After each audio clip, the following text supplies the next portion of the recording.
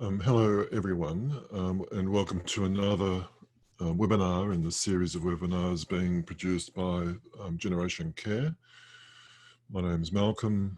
I'm the CEO of Generation Care.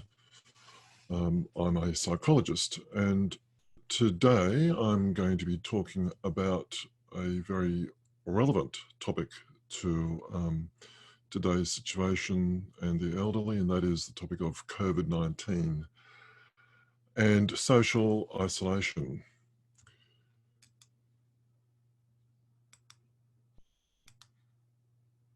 Oops, just go back. There we go. So what is it that we'll be talking about? Today in this webinar, I'll be talking about what is meant by concepts of loneliness and social isolation. I'll be talking about the consequences of loneliness and social isolation on people, people generally, but also, of course, in relation to the elderly. I'll be talking about the contributing factors, the factors that can lead to loneliness and social isolation. Then I'll be speaking in particular around the current context, that is the COVID-19 context, the effect that COVID-19 is having on older people in particular with respect to feelings of loneliness and social isolation. And then finally, I'll be speaking about what it is that can be done for older people who may be experiencing either social isolation or loneliness.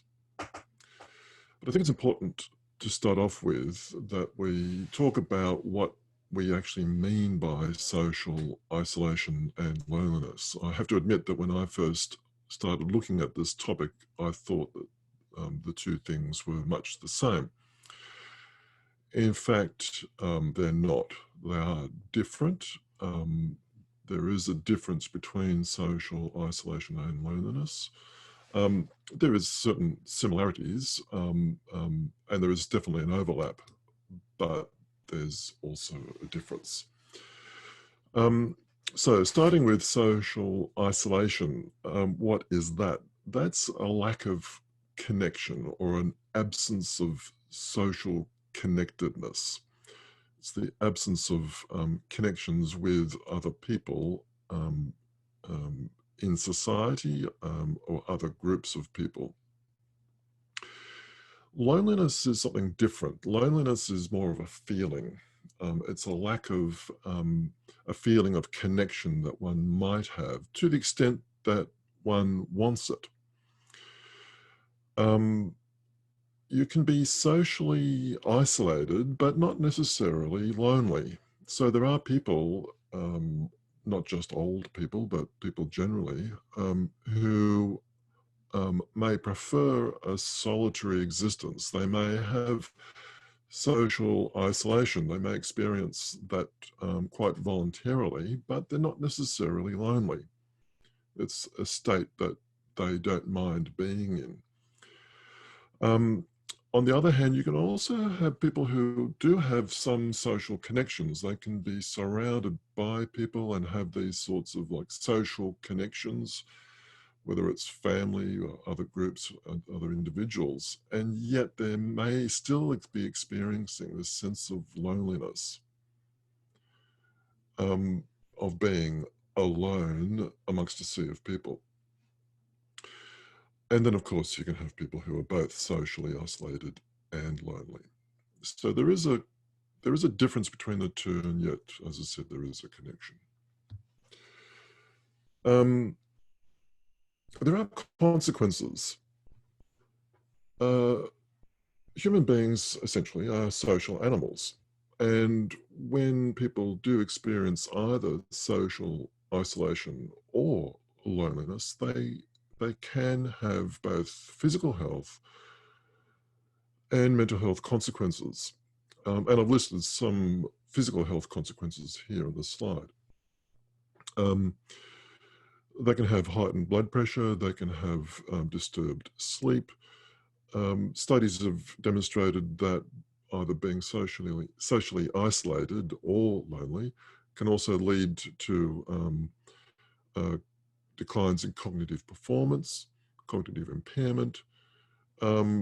Interestingly, I found it can also be a predictor of mortality after a heart attack. In fact, and this was a study that they did especially around loneliness. Loneliness was a single greatest predictor of mortality than any other predictor of mortality after a heart attack. It can also lead to slower rates of recovery following illness. There have been many studies on the effects of social isolation and loneliness, and I've just chosen one here. It was a fairly in-depth study that was done relatively recently in 2018. And it was a study that was conducted of males who were socially isolated. So these weren't necessarily people who were lonely, but they did have, there was this a social isolation that they were experiencing. These were men who were not married, and they, whilst they did have some connections, they had fewer than 6 friends or relatives, and they did not belong to any particular group. They didn't belong to a social group, social organization, or any religious organization. And so what that study found was that amongst this particular group of men, socially isolated men, as many as 90% had an increased risk of cardiovascular death. It also found an increased risk of death from suicide or accidents. And so again, that was a study that primarily looked at the physical health consequences of men experiencing social isolation, and then, of course, with death from suicide, the consequent mental health effects of social isolation. So, what does the latest research tell us? There was a study that was reported in the Lancet in 2019. And of course, this was pre-COVID. It was a study that was conducted of elderly people. As many as 3,005 older people contributed to the study. It was a US study, but I think the results could be generalized to any similar society, including our own. And that very in-depth 2019 study showed that there was in fact a connection between social isolation and loneliness. So in other words, if one was socially isolated, there was a greater chance that that person would be experiencing loneliness. And similarly, if one was experiencing loneliness, that feeling of loneliness, there was a greater chance of that person being socially isolated. What it also tended to show was that as a result of either being socially isolated or being lonely or both, there was a significant increase in the chances of experiencing some type of anxiety disorder. It also demonstrated that if one was socially isolated or lonely, or both, there was an even greater chance of someone experiencing depression. In fact, the connection between loneliness or social isolation or both was greater with depression than with anxiety. The constructs of social isolation and loneliness were wrapped up, as it were, with depression. They were intertwined, which was the expression that they used in that particular study.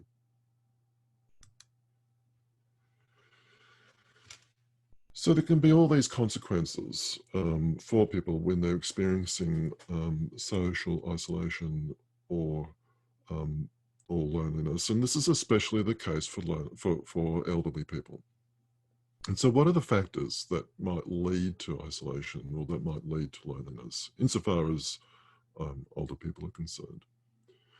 One of the most significant factors that can lead to this, to isolation and loneliness, is a sense of loss.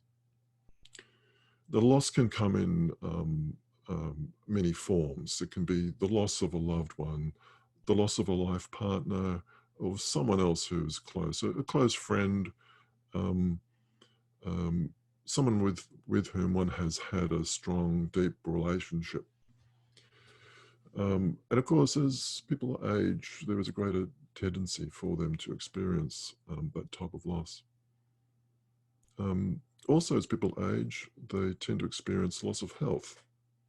This could be loss of physical health or loss of cognitive capacities, or both. There's also a sense of loss of mobility, simply being able to get around within the home, or even a loss of a license, a loss of mobility, being able to drive and being able to catch public transport, etc. Significant life events such as moving to a new residence can also lead to isolation and feelings of loneliness. Of course, the big factor here is someone who's moving from their home, quite often the place that they've lived in for many, many years with lots of memories, into a residential care facility. The onset of dementia, again, a particular type of loss, but when people, especially older people, start to experience the onset of dementia, and sometimes they're aware of what is happening and what might lie ahead, that can also lead to feelings of loneliness. Family discord or disharmony, which seems to be fairly prevalent within our society. That can also lead to a sense of separation and isolation, and also a feeling of loneliness. And then another one, which is sensory impairment. You could say that this is part of a sense of loss of health. It's one that I think about quite often, partly because I happened to study it when I was at university. The psychosocial effects of hearing loss, they're quite significant. People with loss of sight, or particularly loss of hearing, can live with others and yet be completely isolated from them, be quite separated from them. I think we tend to overlook the sense of isolation and loneliness that can happen when someone is experiencing hearing loss. A real sense of being separate, being different, and being alone, even though they're with others. So the studies that I've referred to and the effects of social isolation and loneliness all existed before COVID-19. In fact, it's been said in a number of studies that there is a loneliness epidemic, and that this epidemic was well in place before anyone even heard of COVID-19. Studies consistently show that there are two groups of people within our society who experience loneliness. They are the young, particularly teenagers, and the old, people, especially people over the age of 75. So, in that context, what are the consequences of COVID-19 and the necessary social isolation that's occurred as a result of COVID-19? I think they're yet to be calculated. There have been some preliminary studies, particularly I've seen some studies done in Europe and in China, which have indicated that, as expected, the social isolation effects of COVID-19 have been quite profound for some older people. The full effect yet to be known, but it's very likely to be severe. If there was a loneliness epidemic before COVID-19, I think it can be reasonably expected that there will be, that there is now an even greater epidemic of loneliness and social isolation. It stands to reason. So what can we do? How can we respond? What is it that we can be doing now to counteract the effects of isolation and loneliness for older people brought about because of COVID-19? There might be some limitations in what we can do, but I do believe there are some things that we're able to do. I think the very first thing that we should be able to, that we can do is just to be aware of the problem. If we are aware, if we have that sense of awareness, then it's more likely that we'll be able to do something about it. We also just need to be actively vigilant. So for those of us who are able to share our lives with older people, check in with them from time to time. It could be as simple as a phone call. Just find out, how are they? How are they going? And just be aware of any telltale signs. I did a webinar 2 weeks ago on mental health in the elderly, and there I spoke about some telltale signs of mental health issues within older people. Just be aware of them. And if there are any concerns, raise it, speak about it. Be vigilant. It's always important, I think, to have routine for anyone really, but particularly with people who are experiencing loneliness and social isolation, and especially the case with older people. So as much as possible, have a sense of normality and a sense of routine.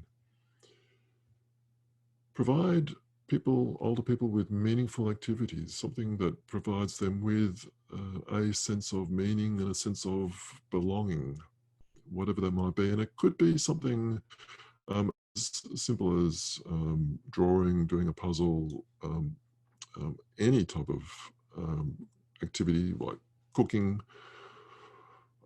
going for a short walk, patting a dog, anything at all, big or small, provided it's got some meaning that will resonate with the older person, it will have a positive effect.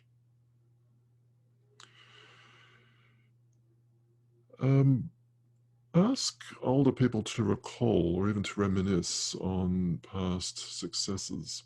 One thing I think we tend to forget is that whilst COVID-19 and this current situation may be new for many of us, in a sense, this is not new for older people. They've had not the same experience, but somewhat similar experiences in their lives in the past. They've been through a lot. Ask them to recall what it is they've been through, and even to reminisce on those. But it's important that when that's being done, that they reminisce about successes. We don't want them to be recalling the more negative or unhelpful things that may have happened to them. Also, as much as possible with an older person, ask them to focus on the present. Be mindful, as it were. Focus on what's important for them right now, what's achievable, what can they be doing for themselves immediately. What are those tasks that they can be doing right now? With older people, also explain what is happening, why there is the necessity for these social restrictions at the moment. Clearly communicate in ways that they will understand what is happening. It may require some repetition. If that's the case, then so be it.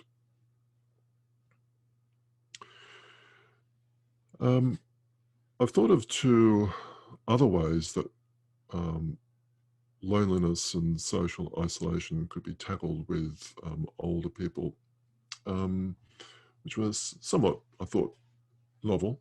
One was mentoring. It's something that we are providing within the Better Health Generation. We have got a service that provides mentoring, and it's a worthwhile type of service and experience, and I think it holds a lot of potential. In fact, I have seen studies where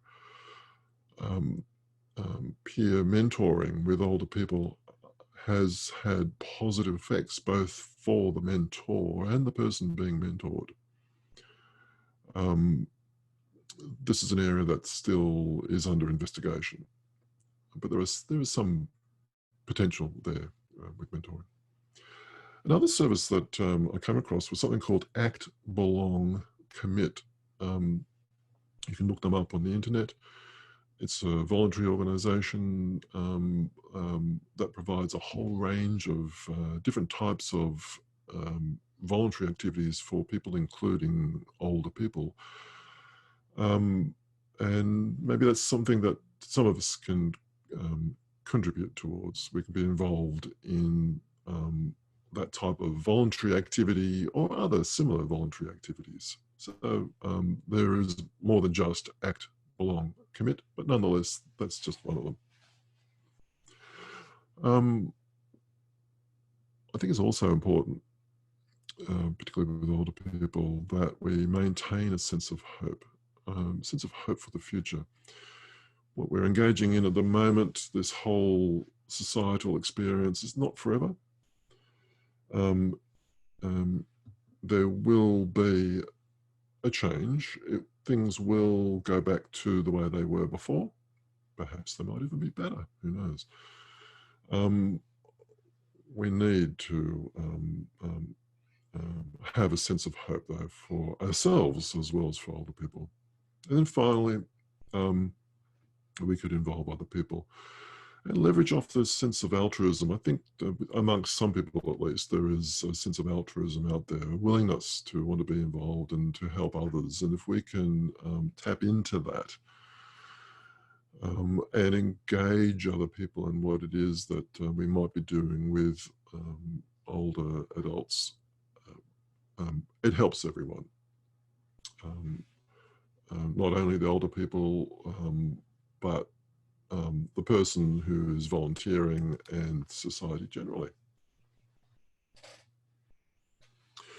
I thought I'd just talk for a moment about technology, because that's the go-to, it seems, for many people when they speak about increasing social connectedness with the elderly.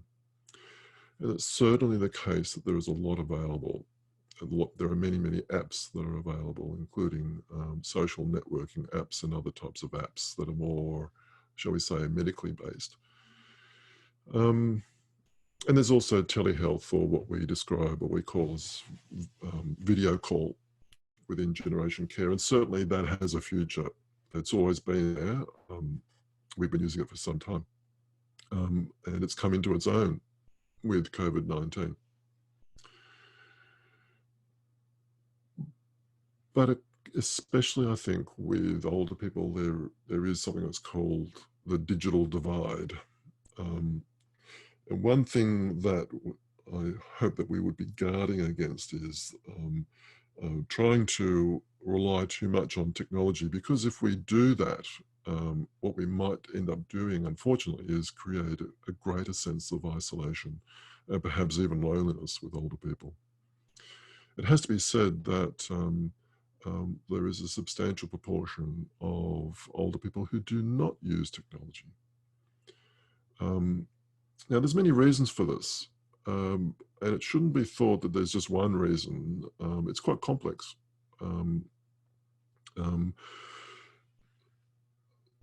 I think most people assume that older people just aren't tech savvy, and that's the reason why they don't use technology. Um, that is the case. On the other hand, though, there are older people who are able to use technology, and we've got to keep that in mind.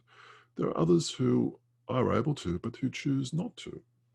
They've made this conscious decision not to use technology. And it could be because of personal preferences or even concerns they may have around privacy or trust. There's also inability to use technology or preference not to use technology by older people because of issues of accessibility. They're just not able to access technology either through lack of availability or even cost. And then there's usability. They're just not able to use the technology. Technology can be a solution, but I don't think it is necessarily the solution. I think it's actually just one of a number of different solutions, along with all those other solutions that I've mentioned before. One thing I do know, though, is this. COVID-19, the restrictions, there will be a day when those restrictions will ease, and perhaps even the restrictions will cease altogether. And when they do, not if, but when they do, we need to be ready. We need to have things in place, and I think we should be getting things in place now so that we can help older people in the future when those restrictions do ease. There is a risk that because of COVID-19, loneliness and this sense of social disconnection will increase, and with it there will be physical health and mental health consequences. We need to be ready for that, to stop it, to prevent it, and also to deal with it if it occurs or when it occurs. So finally, I just thought I'd like to share with you the wisdom, as it were, of Winnie the Pooh, A.A. Milne, something that I was raised with as a child. A lovely little story. Pooh looked at Piglet, and Piglet looked at Pooh, and they both sat down, one on either side of Eeyore in his stick house. Eeyore looked at them in surprise. "What are you doing?" "We're sitting here with you," said Pooh, "because we are your friends, and true friends don't care if someone is feeling sad or alone or not much fun to be around at all. True friends are there for you anyway. And so here we are." "Oh," said Eeyore. "Oh." And the three of them sat there in silence. And while Pooh and Piglet said nothing at all, somehow, almost imperceptibly, Eeyore started to feel a very tiny little bit better, because Pooh and Piglet were there, no more, no less. And so it is, I think, with older people. We don't need to do much, really, but what we can, we ought to do. So in this webinar today, what have we done? We've looked at social isolation. We've looked at loneliness. We've looked at what it is that those terms mean, how they might be defined. We've looked at the effects of isolation and loneliness, both on physical health and mental health on people. Especially we've looked at the consequences in terms of depression and anxiety, and we've seen how there is this connection between isolation, loneliness, and one's physical and mental health. We've looked at how it is that the elderly people can be vulnerable to social isolation and the consequences of loneliness, especially because of the contributing factors to isolation and loneliness. And I've also just briefly mentioned about the loneliness epidemic that was very much in place before COVID-19, and the consequences now of COVID-19 that just ramp up the effects of that pre-existing loneliness epidemic. I've discussed what it is that we could be doing now, right now, and also in the future, considering that in the future there will be changes and we need to be ready now for those changes when they do occur in the future.